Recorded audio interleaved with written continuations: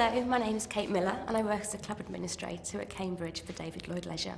A club administrator is basically looking after all of the income that comes into the business. I do quite a lot of the HR, so look after new starters, inductions, making sure they get paid right, and basically looking after the staff to make sure they're happy. Being like a bit of a mum, in a mum's role for them, helping them to achieve what they need to achieve. I was actually the front of house manager and the administrator left the business and I decided that I could do that job. There was a vacancy. I was getting a little bit bored with the job that I was doing, so I was given the chance. The first couple of months people were phoning me saying I'd missed deadlines, and because I really didn't know what I was doing, but that gave me the motivation, encouragement to actually learn and to be better. I was always the middle-of-the-road student who was okay but never excelled but wasn't terrible. So I sometimes wish that I'd spent a little bit more time in maths, definitely, instead of talking, to actually listen. So my only regret was that I didn't have huge academic skills when I left school. There'd been teachers who I probably was sat at school and thinking, I don't understand, or not taking it in, and thought it's probably better to be a class joker than to take something in. But I think it was probably 6 years later, when I had left school, that my biology teacher, I always sat there and thought, yeah, you actually did teach me a lot. So I think you can be in school and think you're not learning anything or take any thanks or praise to the teacher. But a couple of years down the line, you can just sit there and have one of those moments when you think, I wish I could go back and say thank you.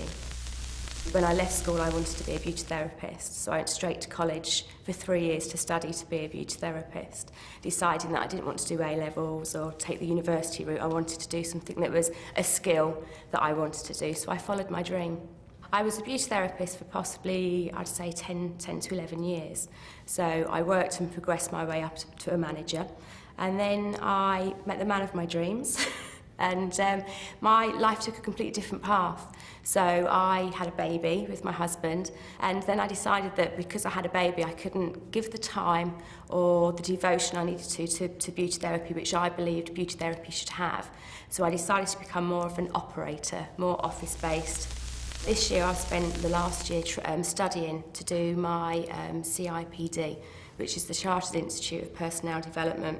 So I decided that I wanted to start to retrain because I hadn't done anything academic at school. I went straight into being a beauty therapist.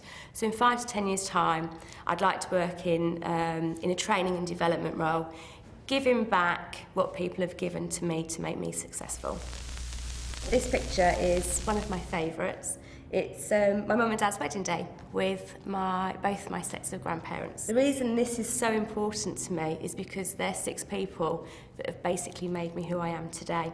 These 6 people have influenced me, been there from when I've been naughty, when I've been good, and shared all of my highs and lows and all of my achievements. And I think I could sit here today and say these 6 people are very, very proud of me. I like to think I've got a good work-life balance, absolutely.